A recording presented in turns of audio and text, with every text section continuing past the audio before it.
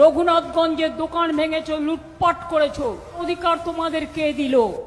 রঘুনাথগঞ্জে দাঙ্গা করার অধিকার তোমাদের কে দিল? তোমরা একতরফা করেছো। মিছিল থেকে বেরিয়ে দোকান লুটপাট করেছো, দোকান বাড়ি পুড়িয়েছো। আজ না হলেও কাল তোমাদের একটাকেও ছাড়বো না। মনে রাখবে, মানুষ তোমাদের বিচার করবে।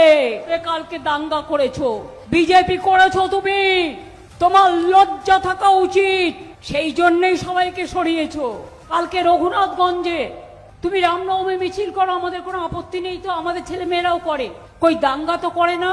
তোমরা পরশুদিন সিউড়িতে মিছিল করেছো, বন্দুক উঁচিয়ে মিছিল করেছো। আমি জানি না কেন administration is not taking action.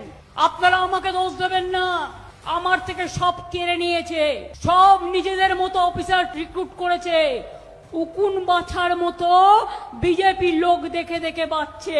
ওরা জানে না যতই বাঁচো বাংলায় আমরাই থাকবো, এবং আমরা চাই সবাই নিরপেক্ষভাবে কাজ করুক।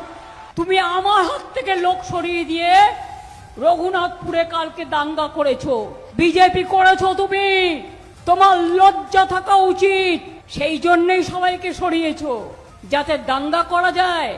রঘুনাথগঞ্জের দোকান ভেঙেছো, লুটপাট করেছো। বন্ধু, একটা শিব মন্দির ভাঙলে সেটা নিয়ে বিজেপি কত নাটক করে, ভাঙা উচিত না। আমি ভাঙাকে সমর্থন করি না। কাশী বিশ্বনাথ মন্দির করতে গিয়ে কত মন্দির ভেঙেছিল বিজেপি। দিল্লির কালীবাড়ি ভেঙে উড়িয়ে দিয়েছিল। আমি কেন জগন্নাথ ধাম করেছি? আমি খুব পাপ করেছি। রোজ কোয়েশ্চেন করা হয়, জিজ্ঞেস করুন কারো বাড়ি ভাঙচুর করার অধিকার তোমাদের কে দিল? রঘুনাথগঞ্জে দাঙ্গা করার অধিকার তোমাদের কে দিল? তোমরা একতরফা করেছো। মিছিল থেকে বেরিয়ে দোকান লুটপাট করেছো, দোকান বাড়ি পুড়িয়েছো। আজ না হলেও কাল তোমাদের একটাকেও ছাড়বো না। মনে রাখবে, মানুষ তোমাদের বিচার করবে।